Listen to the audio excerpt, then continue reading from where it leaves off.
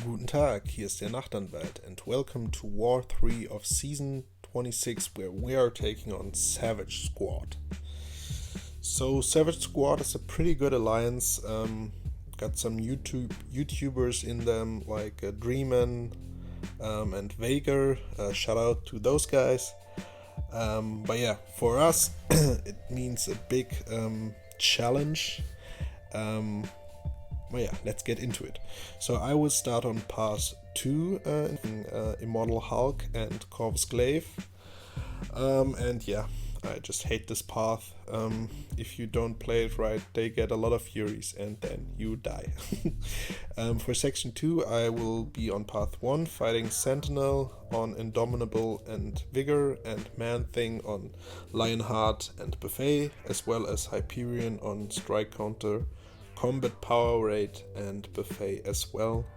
And that's already it for my contribution to this war. So it was a pretty chilled war for me. Because I have Corvus and Sentinel on my path, I will bring Magneto.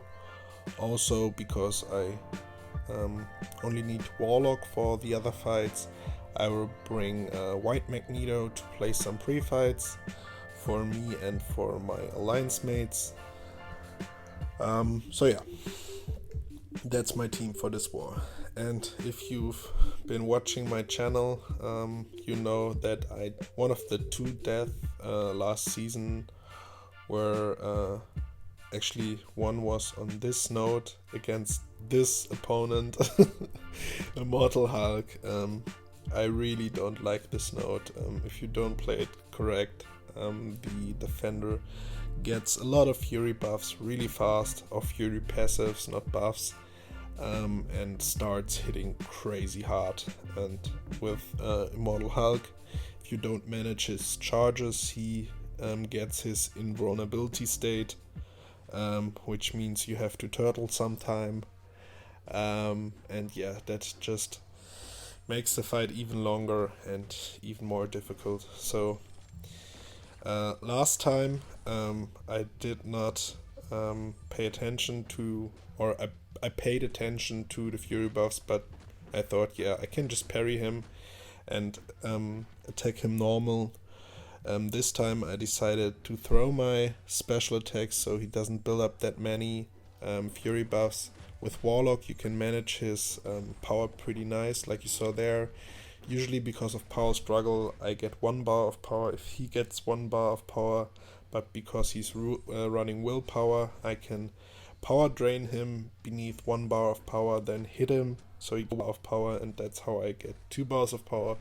So I was able to throw my SP2. But yeah, just got hit there, so you saw I used an invulnerability boost just to be safe, and now I just gotta wait and dash back. And I don't know, if I dash back against Hulk in war, I tend to get hit. I'm so pissed, but it always happens. I don't know why.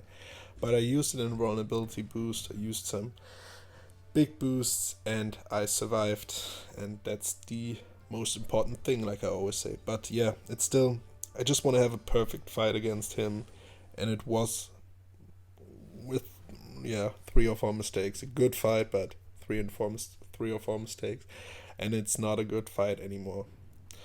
The next fight is going to be Corvus, and I just got hit again.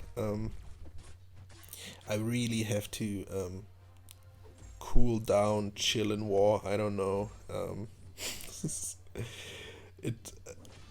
Believe me guys, it really only happens in war, and I don't know. I mean, I know why, because I'm excited, I don't want to die, and that builds up so much pressure on myself that I just lose it and do stupid mistakes, just open my block, let them hit me. That's why I take a lot of time planning my, and now the other paths as well, plan who I'm gonna use, what boosts I'm gonna use, how I can minimize the risk and minimize my mistakes. Like in this fight, could have used Corvus or someone else, doesn't really matter, but I used Magneto and I brought him up to SIG 200. So yeah, he's just more tankier. But yeah, did not die, and that's the most important thing.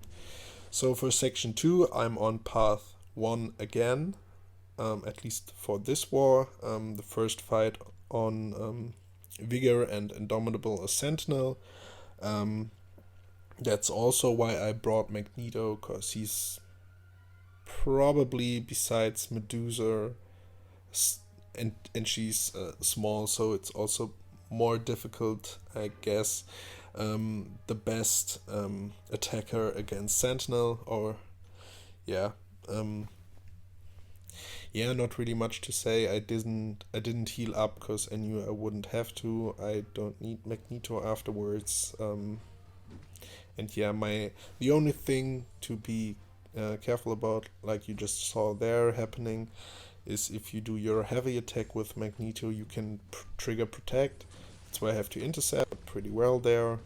And now just get to my SP3, rotate my combo so I don't build up so many charges on him. Already started to charge up my heavy attack.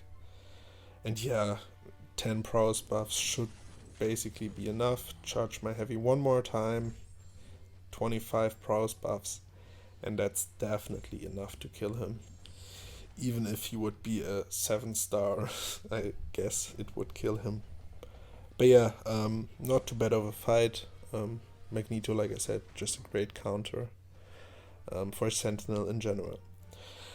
So the next fight I was a little afraid of. It's Savage Squad, which means their defense is pretty stacked, and yeah, if you see a Manthing, you can be pretty sure that the guy who placed him is running 5 out of 5 Mystic Dispersion while he places his defense. So I knew if I would trigger a buff, which I will, can't prevent that from happening, especially if you need to bait his SBs all the time. He will get a lot of power. So you saw there at the beginning of the fight, because of Buffet, he nullified my armor buff and just went to 1 bar of power.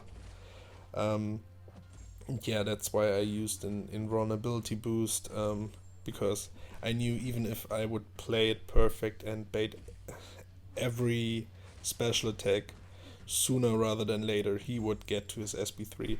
There he was really close already. Yeah, just need to keep him infected so he doesn't regenerate, because Warlock is not a bad counter against Man-Thing, but because Man-Thing takes reduced damage and is armor break immune, it's a really long fight. But I have done it before on this node and on the next node as well. Man-Thing is not a tough opponent to fight against.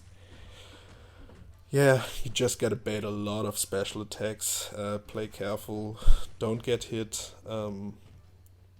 Yeah, and that's it.